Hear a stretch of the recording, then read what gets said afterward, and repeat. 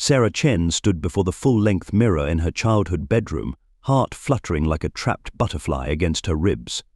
The wedding dress she'd spent months selecting caught the morning light, its intricate lace patterns casting delicate shadows across the hardwood floor. In just 3 hours, she would walk down the aisle to meet James, the man who had captured her heart with his quiet strength and infectious laugh. But something felt incomplete. Her fingers traced the edge of the antique wooden box sitting on her vanity, its surface worn smooth by decades of handling. 6 months ago, her grandmother had pressed it into her hands during one of their weekly dim-sum meetings, her weathered fingers trembling slightly as she did so. "Mama, what's this?" Sarah had asked, studying the intricate cherry blossoms carved into the lid. Her grandmother's eyes had crinkled with wisdom accumulated over 82 years of life. "Every Chen bride has opened this box before her wedding day," she'd said in Mandarin, her voice soft but firm. Inside are 5 letters, 5 secrets about marriage that have been passed down through generations. Each one must be read at the right moment. You will know when. Sarah had tried to open it then, but her grandmother's hand had stopped her. "Not yet, Xiao Hua. The first letter is only for the morning of your wedding day. Some lessons can only be understood when the heart is ready to receive them." Now, on her wedding morning, Sarah's fingers hovered over the brass clasp. The box seemed to pulse with the weight of history, of all the Chen women who had sat exactly where she was sitting, hearts full of hope and uncertainty. With a deep breath, she opened the lid and reached for the first envelope, marked simply "Begin here." With trembling fingers, Sarah broke the seal on the first envelope. The paper inside was thick and creamy, covered in her grandmother's elegant Chinese calligraphy, with English translations written below. The scent of jasmine, her grandmother's signature perfume, wafted from the pages. "My dearest granddaughter," the letter began, "on the morning of my wedding, I stood where you stand now, though my circumstances were very different. It was 1965, and I was 18 years old when I first met your grandfather on our wedding day." Sarah sank onto the edge of her bed, the letter crinkling softly in her hands. She'd heard fragments of this story over the years, but never the whole truth. "The matchmaker had shown my parents your grandfather's photo and told us about his promising future as an engineer. She said he was kind and came from a good family. That was all I knew when I put on my red kipao and climbed into the wedding sedan chair. My heart was pounding so hard I thought it would burst through the silk." A tear splashed onto the paper, and Sarah quickly wiped it away, careful not to smudge the ink. "Your grandfather was handsome, yes, but he was also a stranger. When we were finally alone after the ceremony, we sat in awkward silence until he asked if I would like some tea. It was such a simple question, but the gentleness in his voice gave me hope. We talked until sunrise, sharing our dreams, our fears, and our favorite poems. That night, I learned the first secret of marriage love is not always what comes before, but what you build after." Sarah glanced at the photo on her nightstand, she and James laughing at the beach, his arm around her waist, her head thrown back in pure joy. They'd met in graduate school, bonding over late-night study sessions and shared dumplings from the food truck outside the library. The letter continued every morning after that first night. "Your grandfather and I made a choice. Some days the choice was easy, like when he brought me soup during my first winter illness in America, or when I surprised him with his favorite books from home. Other days, the choice was harder through miscarriages, through poverty, through the loneliness of being immigrants in a strange land. But we chose each other every single day." Standing up, Sarah walked to her window, watching the early morning light paint the garden gold. Her grandmother's words resonated with memories of her own relationship with James. Their love hadn't been arranged, but it still required choices. Like when James chose to stay up all night helping her prepare for a crucial presentation, or when she chose to spend every Sunday for 6 months with his mother, learning to cook traditional Italian dishes. "My dear girl," the letter went on, "you and James have something precious. You have love that came before vows. But remember this, the love that matters most is the love you choose to give each day after today. Marriage is not a destination, it is a daily journey of choosing each other, again and again." Sarah thought about James, probably getting ready at his parents' house across town. She thought about how he chose to learn Mandarin to speak with her grandparents, how he remembered every detail she ever mentioned about her dreams, how he built space in his life for her culture alongside his own. Look in the mirror now, her grandmother's letter instructed. Sarah did, seeing herself in her wedding dress, eyes bright with tears and understanding. What you see is a bride, but what you must be is a woman who chooses love every day in grand gestures and small moments, in joy and in sorrow, in achievement and in failure. At the bottom of the letter was a postscript: place this letter back in the box. The next one will be needed sooner than you think. But not today. Today is for celebrating the love you have and preparing for the love you will choose to give. Your grandfather chose me every day for 52 years until he took his last breath. Now I choose to pass this wisdom to you. With all my love, Mama. Sarah carefully folded the letter and returned it to the box, her heart fuller than before. She understood now this was more than just a wedding day ritual. It was a bridge between generations, a compass for the journey ahead, and a reminder that love, at its core, is always a choice. 2 months before the wedding. I can't believe you did this without consulting me. Sarah's voice echoed through their apartment, sharp with frustration. James stood by the kitchen counter, his normally warm brown eyes clouded with confusion and hurt. I thought I was helping, he said, running a hand through his dark curls. The venue coordinator said we needed to finalize the menu this week, and your mum mentioned these were your favorite dishes growing up. But you completely changed our original plan. We spent weeks crafting that menu together, James. It was supposed to be a perfect blend of both our cultures. Sarah sank onto the couch, wedding binders scattered around her. Now it's all traditional Chinese dishes and your family. My family will adapt, James interrupted, then immediately regretted his tone.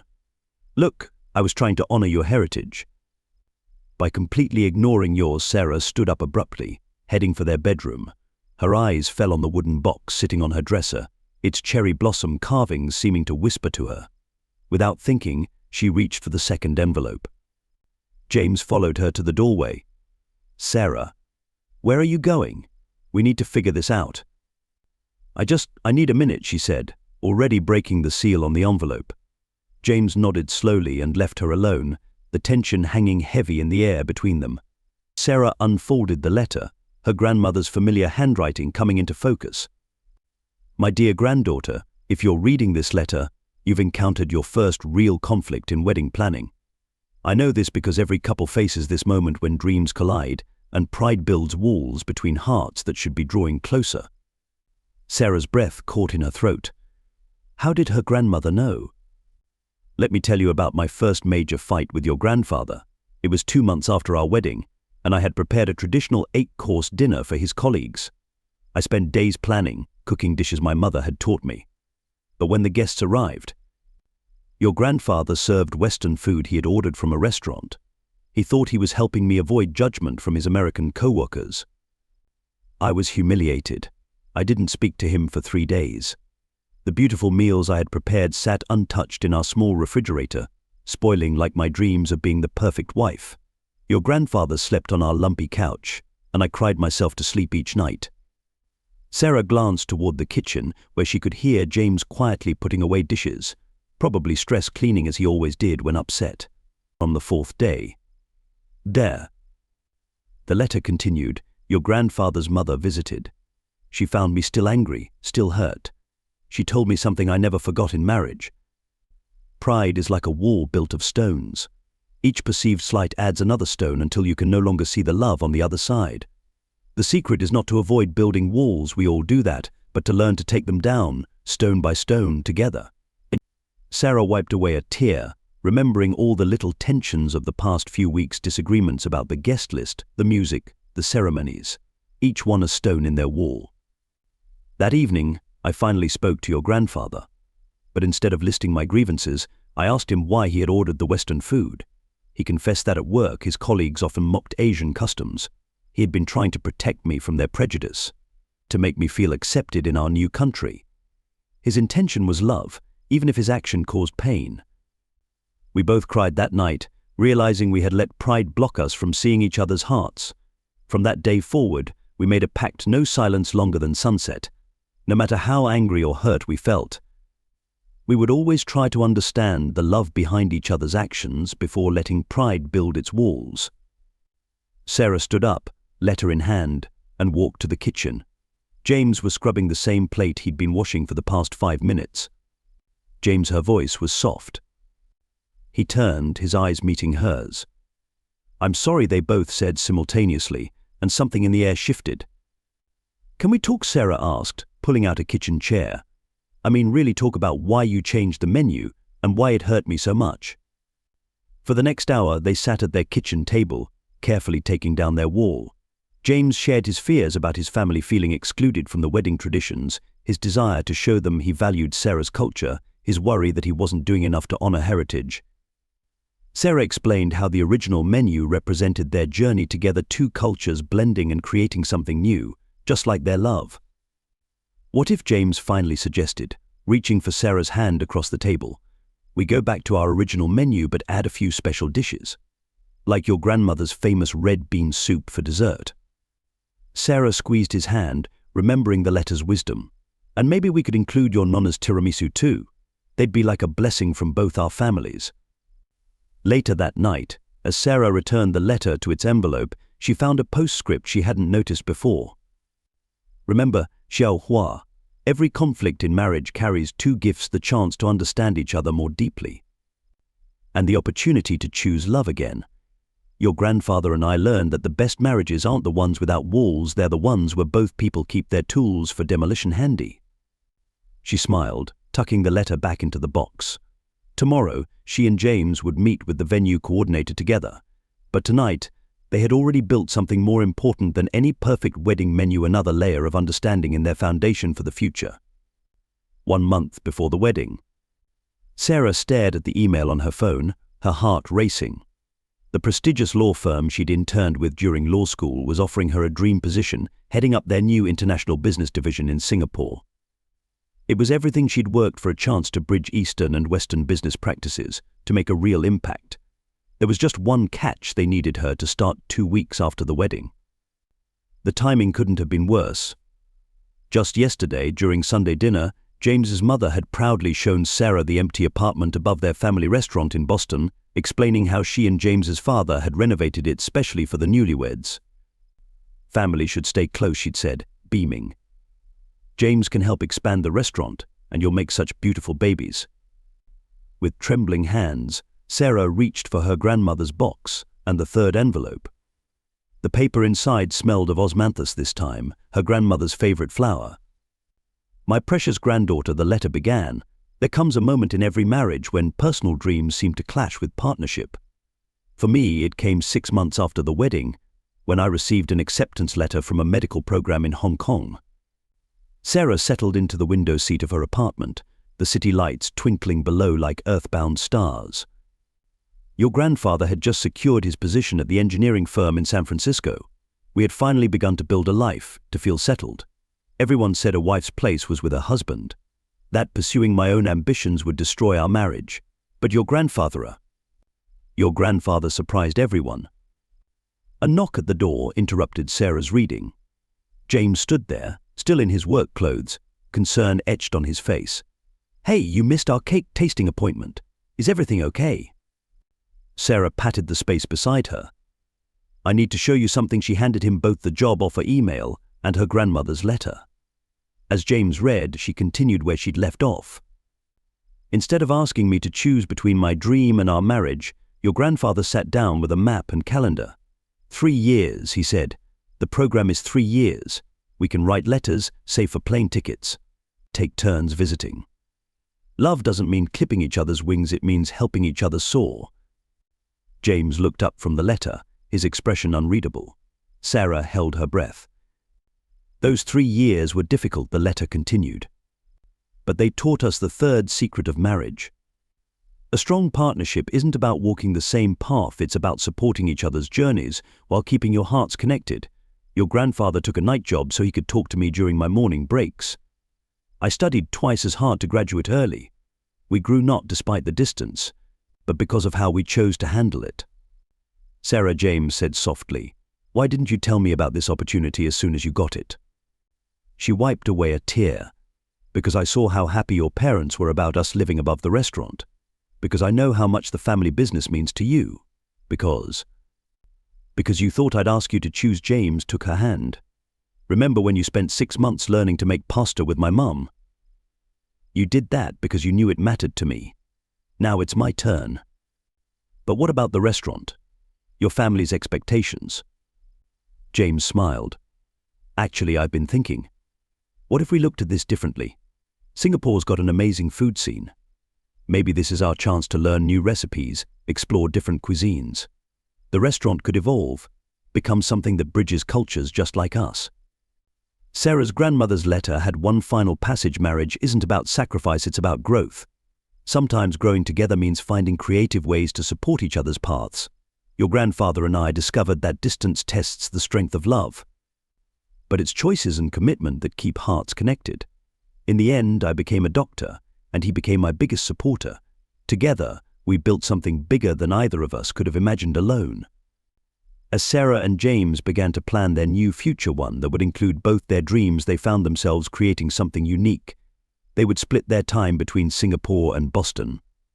James would take business courses, learning how to expand the restaurant internationally. Sarah would work remotely when in Boston, dedicating time to help with the restaurant's legal documentation for expansion. At the bottom of the letter was a familiar postscript: remember, Xiao Hua, the strongest bridges are built from both sides. Your dreams and your partnership aren't opposing forces, they're the ingredients for a richer, fuller love story. Sarah carefully folded the letter, adding it to the others in the box. Outside, the sun was setting, painting the sky in shades of possibility. Sometimes, she realized, the greatest gift love can give is the courage to reimagine what's possible. 2 weeks before the wedding. The tension in the wedding planner's office was thick enough to cut with a knife. Sarah's mother sat rigid in her chair, while James's mother dabbed at her eyes with a tissue. The issue at hand, the tea ceremony. But the Catholic Mass is already so long, James's mother protested. Adding a traditional Chinese ceremony will make the day so complicated. Why can't we just do things simply? Simply, Sarah's mother's voice was sharp. You mean just your way? Sarah slipped away during the argument, finding refuge in the building's garden. She pulled out the 4th letter with shaking hands, desperate for her grandmother's wisdom. Dearest granddaughter, the letter began, by now you've discovered that a wedding isn't just the union of 2 people, it's the meeting of 2 worlds, each with its own rivers of tradition and mountains of expectation. A gentle hand touched Sarah's shoulder. James had followed her out. Your grandfather's family.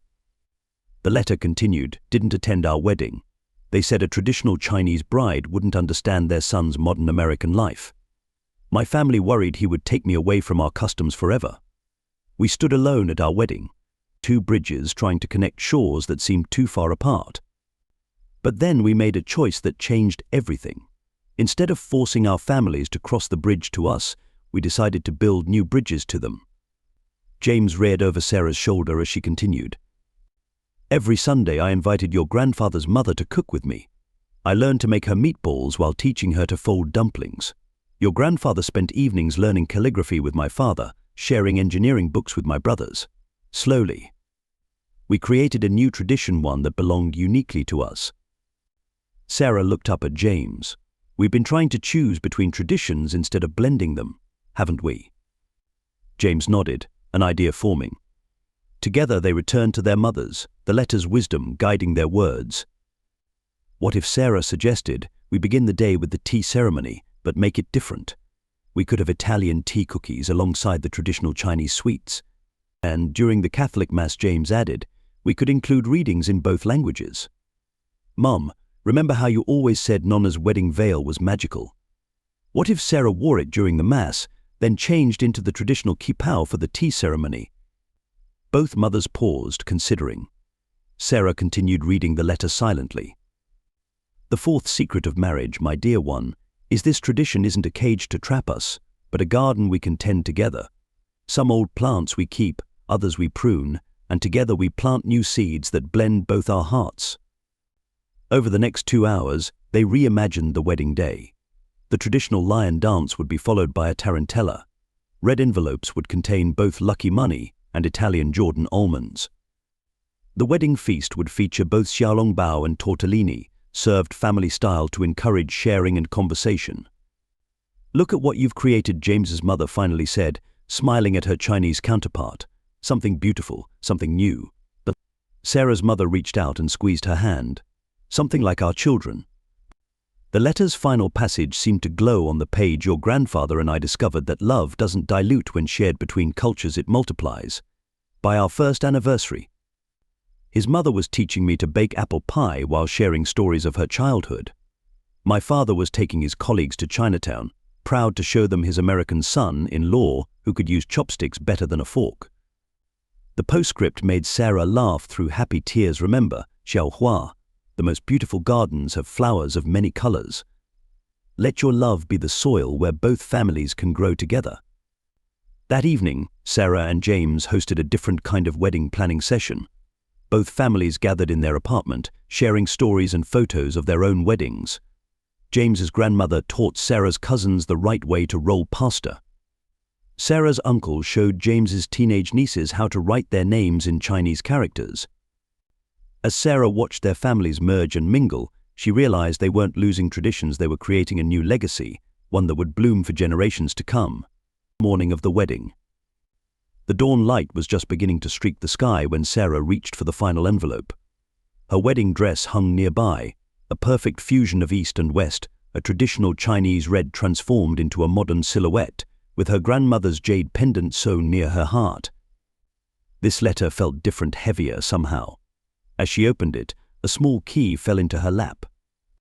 My beloved granddaughter, the letter began. If you're reading this, you're hours away from saying your vows. But before you do, I need to share with you the greatest secret of all, the one that kept your grandfather and me together through our darkest hours. Sarah settled into her grandmother's old rocking chair, the one that now sat in her childhood bedroom. In 1977, we lost everything. Your grandfather's company collapsed during the recession. We had 3 young children, including your mother, and suddenly we couldn't afford rent. Pride kept us from asking for help. Fear kept us awake at night. For the first time since our arranged marriage, we felt truly tested. Sarah's hands trembled as she read on. One night, I found your grandfather sitting in the dark, holding his engineering degree and weeping. He had failed 3 job interviews that day. In that moment, I could have blamed him. I could have compared our life to our friend's successes. Instead, I sat beside him and asked, "What can we build together?" There was a soft knock at the door. Her grandmother, already dressed in her finest silk kipao, entered quietly. The key in this letter, the writing continued, opens the false bottom of the box. Look now. Sarah's grandmother sat on the bed, watching with glistening eyes as Sarah used the key.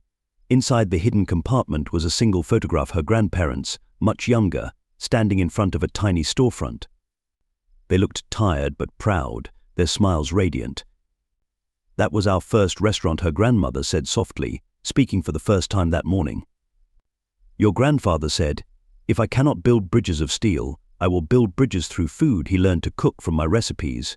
I learned to manage books from his engineering precision. Together, we built something neither of us could have imagined alone. Sarah returned to the letter. This is the 5th and greatest secret of marriage. It is not a finish line you cross once and forget. It is not a perfect state you achieve. Marriage is a daily act of creation. Every morning you wake up and build something together, whether it's a business, a family, or simply a reason to smile despite the world's shadows. In our darkest times, your grandfather and I discovered that love isn't just about standing together in the light, it's about lighting a candle for each other in the dark. It's about seeing possibility when the other person can only see obstacles. It's about remembering that for better or worse isn't a warning, it's a blueprint for building a life of meaning. Sarah looked up at her grandmother, who was now holding out a tissue and smiling through her own tears. The restaurant saved us. The letter went on, not because it made us wealthy, but because it taught us the true meaning of partnership. Every morning for 30 years, your grandfather would arrive first to start the ovens. Every evening, I would be the last to leave. Counting the day's blessings more carefully than the money, we created not just meals but memories. Not just a business, but a legacy of love. The final paragraph seemed to glow on the page.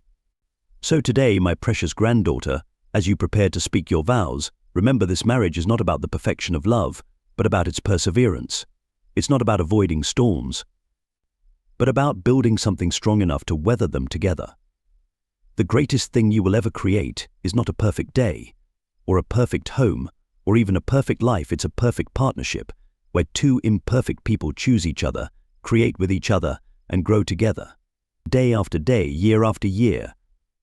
Sarah's grandmother stood, walking to the window where the morning sun now painted the sky in shades of promise. "Your grandfather would have loved James," she said softly. "He has the same light in his eyes, the light of a builder." The postscript held one final revelation. "The jade pendant you're wearing today. Your grandfather sold his precious watch to buy it for our 10th anniversary. I sold the jade bracelet my mother gave me to replace his watch on our 11th. Neither of us ever told the other until our 50th anniversary. That's what marriage is, a 1,000 small sacrifices that build something priceless."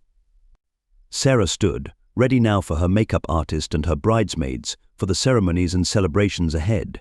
But more importantly, she was ready for the years that would follow, years of building, creating, and choosing love, day after day, with James by her side.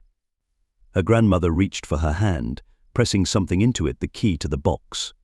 "For your daughter," she whispered, "when her time comes." The wedding march began, but not as anyone expected. Instead of choosing between traditional Chinese music and Pachelbel's canon, the melody was a custom arrangement that wove both traditions together, just as Sarah and James had woven their lives. Sarah stood at the entrance of the church, her father on one side, her grandmother on the other. Her dress caught the light streaming through the stained glass windows, the red silk seeming to glow from within. James's grandmother's veil floated behind her like a cloud, and her own grandmother's jade pendant rested warm against her heart. As she began her walk down the aisle, Sarah felt the presence of every lesson, every secret that had led her to this moment. She saw James waiting for her, his eyes shining with tears and joy, and remembered the first secret: love is a choice made new each day. The guests on both sides of the aisle, James's large Italian family and her Chinese relatives, sat together, not segregated by tradition or culture, but mingled like ingredients in a feast. She thought of the second secret: pride builds walls, but understanding builds bridges. At the altar, James took her hands in his. They had decided to speak their vows in both languages, each learning the other's tongue, just as they had learned to speak the language of each other's hearts. The third secret echoed in her mind: supporting each other's dreams makes love soar higher. Their mothers stood together, each holding a candle they would use for the unity ceremony, one from an Italian cathedral, one from a Chinese temple. The fourth secret lived in their proud smiles tradition: isn't a cage, but a garden where new flowers bloom. "I choose you," Sarah began, her voice clear and strong, "not just for today, but for every day to come. I choose to build with you, to grow with you, to light candles in your darkness and celebrate your light in mine." James squeezed her hands, speaking his vows in carefully practiced Mandarin before switching to English. "I promise to be your partner in all things, in dreams and challenges, in joy and uncertainty. I promise to help you soar while keeping our hearts connected, to honor both our traditions while creating our own." Sarah's grandmother watched from the front row, tears rolling down her cheeks as they exchanged rings. Each ring was engraved with a simple message in both Chinese characters and Italian script: choose love daily. The fifth and greatest secret thrummed in Sarah's heart as she and James sealed their vows with a kiss: marriage is not a destination but a daily act of creation, a continuous choice to build something beautiful together. As they turned to face their families, now unified as one, the priest and the Chinese elder both offered blessings. The church bells rang out in harmony with the traditional Chinese gong, their sounds merging in the afternoon air. But Sarah caught her grandmother's eye as she and James walked back down the aisle together. The old woman's face shone with pride and knowledge, with the wisdom of 52 years of choosing love each day. In that moment, Sarah understood that this wasn't just her wedding day, it was her first day as a builder, creating a new kind of love story, one that would add its own chapter to the legacy contained in that wooden box. Outside, rose petals mingled with lucky red paper on the church steps, and two families became one under a sky full of promise. 1 year later, the glow of that magical day still lingers. Sarah sits at her desk, a soft smile gracing her lips as she carefully unfolds a crisp sheet of paper. The old wooden box rests beside her, its surface now adorned with faint new etchings from the hands of loved ones who have carried its legacy. Tonight, she will add her own letter to its cherished contents, a gesture as timeless as the vows she exchanged a year ago. To the next bride she begins, her pen moving steadily across the page. This box holds more than letters. It holds laughter, tears, and whispers of wisdom. It's a compass for love, a reminder of the strength found in togetherness. As you hold it in your hands, may it ground you as it has grounded me. Sarah pauses, reflecting on the rich history she is now part of. The box has become more than a tradition, it's a bridge connecting generations. She hopes it will inspire others to cultivate their own. To those reading this, consider this your call to action. Share your family's wedding traditions, create new ones, and let them ripple through time, binding hearts in an unbreakable tapestry of love.